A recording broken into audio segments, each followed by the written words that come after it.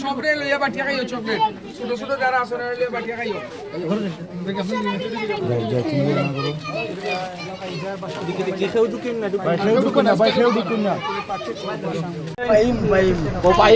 Chowdhury uncle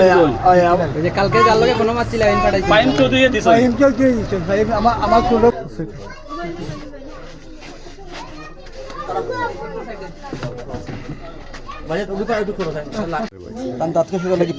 খেয়ে দিছুন জানি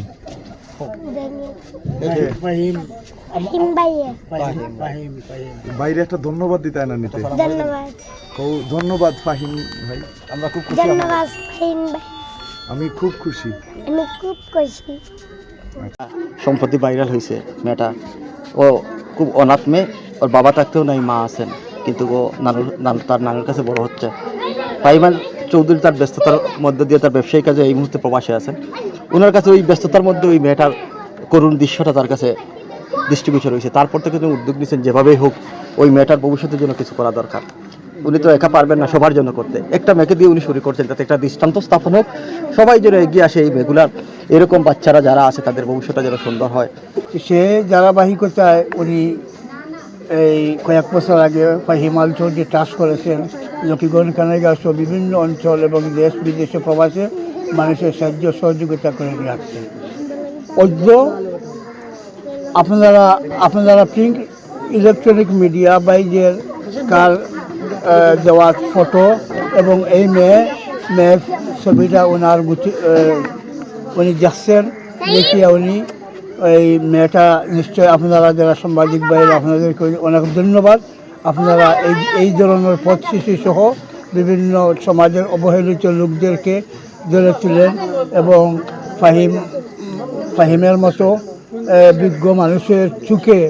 মানে পড়েছে এবং পড়ার পরিপ্রেক্ষিতে উনি আমাকে ফোন করেছেন এবং এই ফয়সাল আমিনকে ফোন করেছেন আমার ছোটো ভাই আনোয়ারকে ফোন করেছেন এবং এই মেয়েটাকে আমরা অনেক খুঁজতেছি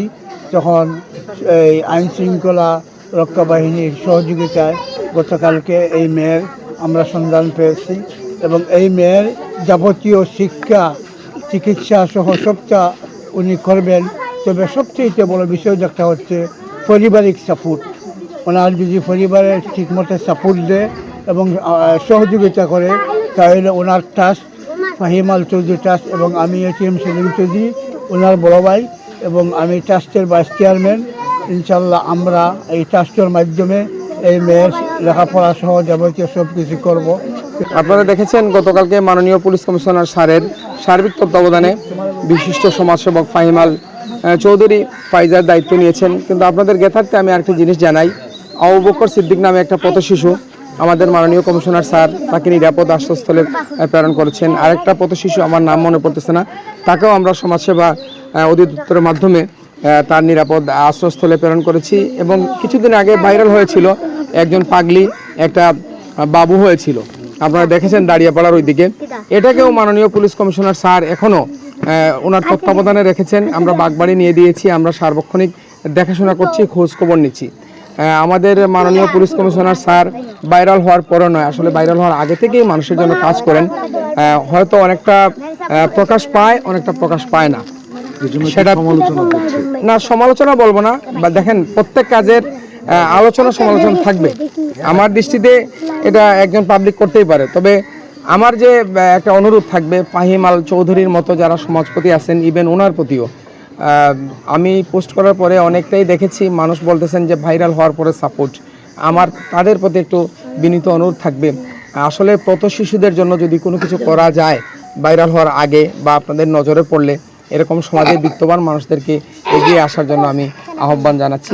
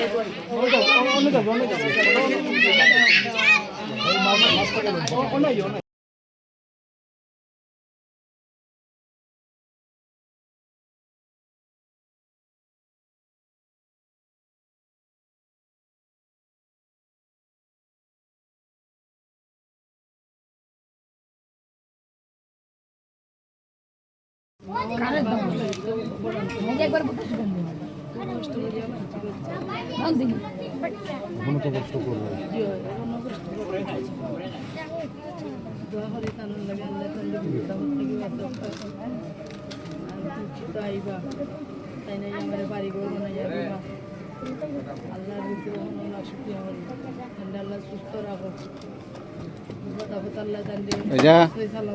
বাংলাদেশ